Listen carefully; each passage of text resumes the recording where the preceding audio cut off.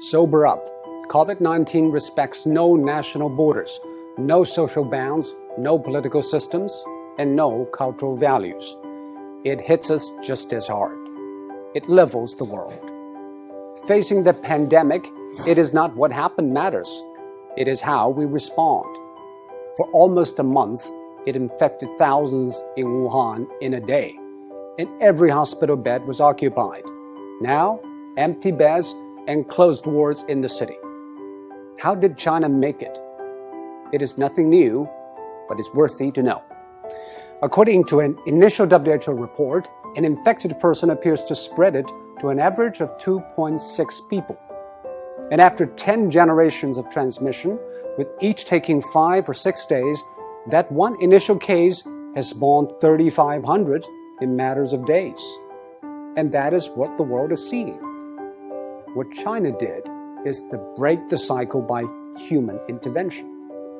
The scale unprecedented in history.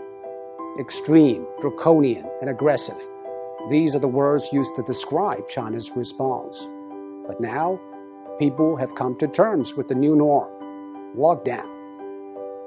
Some people say, isn't that a violation of individual rights? Actually, the balance between individual rights and public safety is always an ever-changing equation. After 9/11, all the airports in the world began to impose draconian safety checks on passengers, and people accepted it because we traded a little of our freedom for the greater good of the public. China imposed the largest and most draconian quarantine in history. Factories shut, public transport stopped, and people stayed indoors. By doing that, it flattened the curve. On one hand, China avoided many millions of cases and tens of thousands of deaths.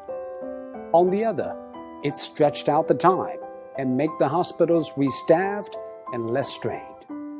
This is exactly what Europe and America should know.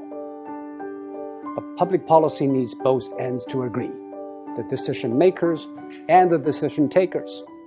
Quarantine is indeed extreme and extremely restrictive. It needs the people in lockdown to be honest and cooperative. I think what the people of Wuhan did was exceptional. They had the courage, tenacity, and resilience to stay housebound for days, weeks, and months.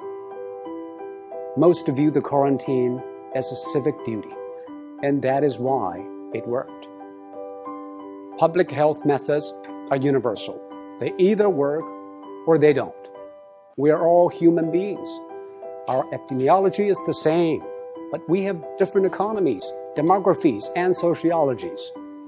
Facing a global pandemic, every nation needs a new contract signed between its politicians, businesses, and the public.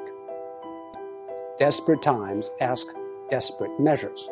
This is a desperate time, and we should not put politics ahead of public health, now more than ever.